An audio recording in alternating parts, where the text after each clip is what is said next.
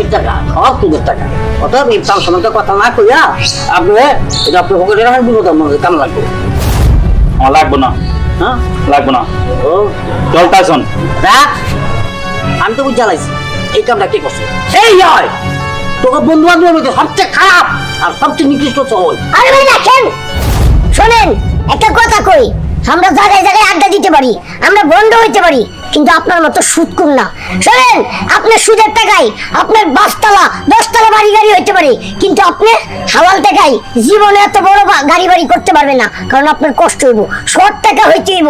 আপনার ভাই সুদের ব্যবসা করেন দেখা রাস্তাঘাটে মানুষের মুখ দেখাইতে পারে না, মানুষ টিটকারি মারে, মজা করে যে ওই যে সুদকুরের ভাই যাইতেছে। শোনেন ভাই, আপনার একটা কথা কই, সুদকুর খাওয়া না ভালো না, সুদ নেওয়াও ভালো না, সুদ দেওয়াও ভালো না। আরেকটা কথা কই ভাই আপনারে, শোনেন, সুদকুর মানুষ এসে এমন, ওই যদি হাটে কোনোদিন গরু কিনতে যায়, ওই যদি কয় যে ওই গরুতে পোকা আছে, ওই পোকাও সুদকুরের নাম শুনলে ওই পোকাও পড়ে যায়। শোনেন ভাই, আপনার আমি একটা কথা কই, আপনি সুদ খায়েন না, সুদ খাওয়া ভালো না। আসলে সুদ খাইতে গেলে অনেক কঠিন, এটা আল্লাহর কাছে বিচার আসি। শোনেন ভাই, সৎ পথে টাকা কামাই করেন, দেখবেন যে আপনার ওই টাকাটা আয় দিব ভালো, আপনার ভাইয়েরে ভরণ পোষণ দিলেও আপনার ভাইয়ের ওটা উন্নতি হবে। অনেক সুন্দর ভাষণ দিয়েছেন আপনি, অসাধারণ। আপনি যে ধরনের ভাষণ দিলেন, আপনি তো রাজনীতির নেতা হইতে পারেন, আপনি তো অলরেডি নেতাই এক প্রকার বলা যায়। কারণ আমার ভাই মাথা নষ্ট